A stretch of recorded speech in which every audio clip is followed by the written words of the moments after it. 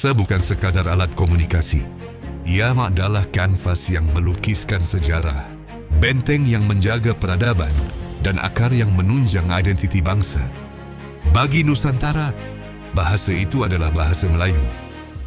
Namun, dalam arus deras globalisasi dan ledakan teknologi, timbul persoalan. Mampukah bahtera bahasa Melayu berlayar gagah menuju masa depan? Apa yang diharapkan dan apa yang perlu dilakukan oleh generasi kita? Dokumentari ini akan merungkai cabaran, menyingkap harapan, dan mencari resolusi tentang kedudukan, pandangan menyeluruh mengenai masa depan bahasa Melayu di abad ke-21. Dari lingua franca perdagangan di Selat, Melaka hingga menjadi bahasa rasmi di beberapa negara, sejarah bahasa Melayu membuktikan kekuatan akarnya. Yaya Leach mudah dipinjam dan sedia menerima unsur barat. Tetapi hari ini, narasinya berbeza. Penguasaan bahasa Inggeris sebagai bahasa sains, teknologi, dan perniagaan antarabangsa meletakkan bahasa Melayu dalam dilema.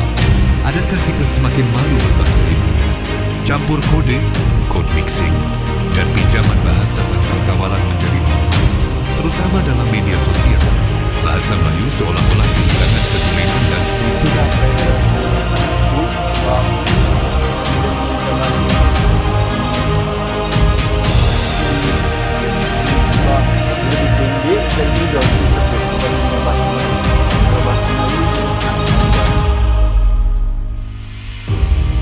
Cabaran utama bukan hanya persaingan bahasa asing, tetapi persepsi nilai. Bahasa Melayu dilihat sebagai bahasa sastera dan sosial, kurang relevan untuk kemajuan ekonomi dan inovasi.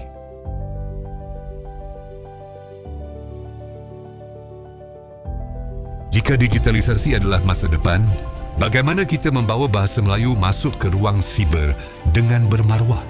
Usaha, standard ejaan dan peristilahan dalam sains dan teknologi adalah vital. Kita melihat harapan melalui komuniti dan pencipta kandungan. YouTuber, podcaster, dan penulis kandungan digital muda membuktikan bahawa bahasa Melayu mampu menyampaikan subjek kompleks dari sejarah kepada kriptografi secara santai dan menarik.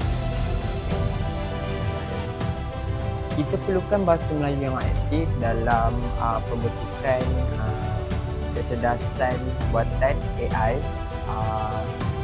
Hal ini secara tidak langsung kita dapat membantu untuk mencari dan menelaah ilmu baru dengan menggunakan teknologi terkini seperti AI. Tanpa teknologi AI, kita akan menjadi pengguna yang pasif. Dalam teknologi. Generasi kita perlu menuntut mengapa aplikasi besar, perisian utama atau permainan video tidak mempunyai antarmuka yang memenuhi standard bahasa Melayu. Ini bukan hanya soal terjemahan, tetapi pemerkasaan digital. Inilah titik tolaknya.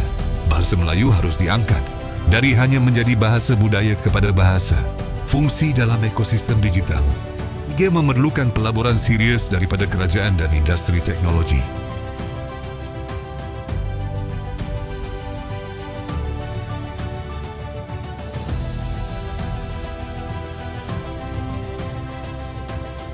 Harapan generasi Z dan Alpha bukan lagi tentang paksaan, tetapi daya tarikan.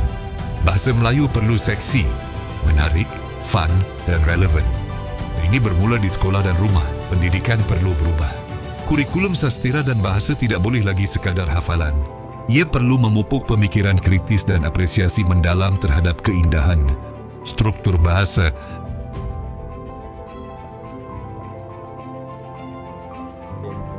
Saya tak nampak beza antara cerita fantasi yang menggunakan bahasa Melayu dan bahasa Inggeris. Yang penting, kualiti dan jangkauan saya.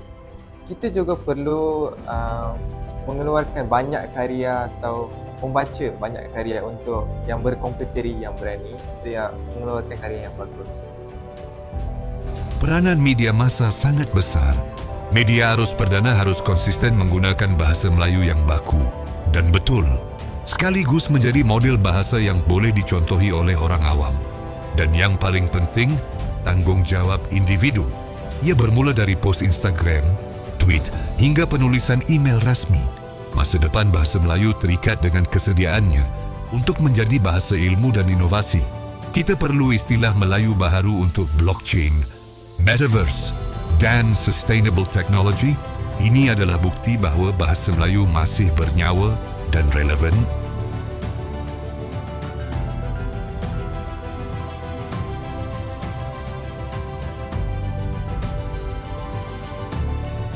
Bahasa Melayu dituturkan oleh lebih 300 juta penduduk di rantau Nusantara.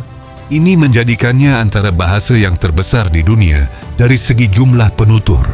Namun, adakah kita memanfaatkan potensi ini dalam hubungan antarabangsa?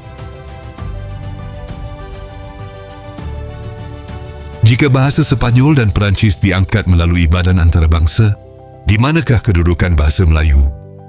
Kita perlu lebih agresif dalam mempromosikannya sebagai bahasa rasmi di forum serantau, malah antarabangsa.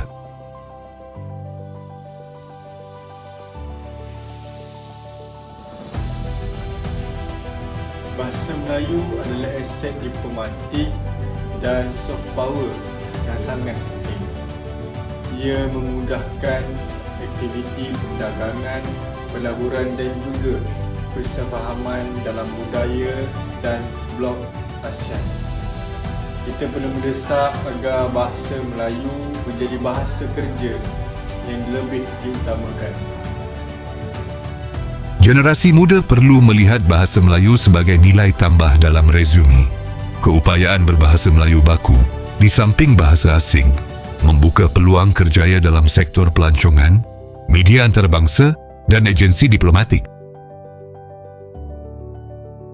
Usaha memartabatkan bahasa Melayu di luar negara melalui pusat kebudayaan dan kerjasama universiti adalah pelaburan jangka panjang yang mesti diperhebatkan.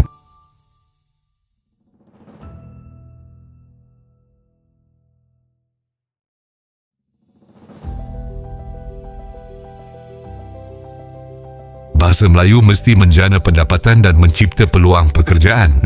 Ekosistem ekonomi kreatif yang kukuh.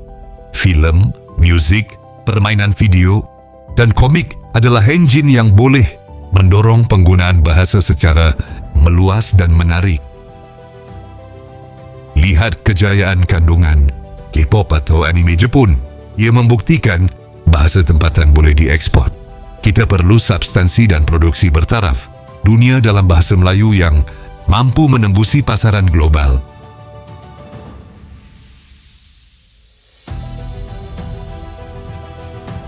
Cabaran terbesar adalah modal dan pasaran. Jika kita dapat mewujudkan pasaran serantau yang bersepadu untuk produk bahasa Melayu, mutu dan kuantiti pasti meningkat. Bahasa menjadi saluran kepada aktiviti perniagaan. Generasi kita adalah pengguna tegar media. Kita perlu menuntut dan menyokong kandungan Melayu yang inovatif dan berfikiran jauh. Sokongan ini bukan sekadar tontonan, tetapi pelaburan dalam budaya bahasa kita sendiri.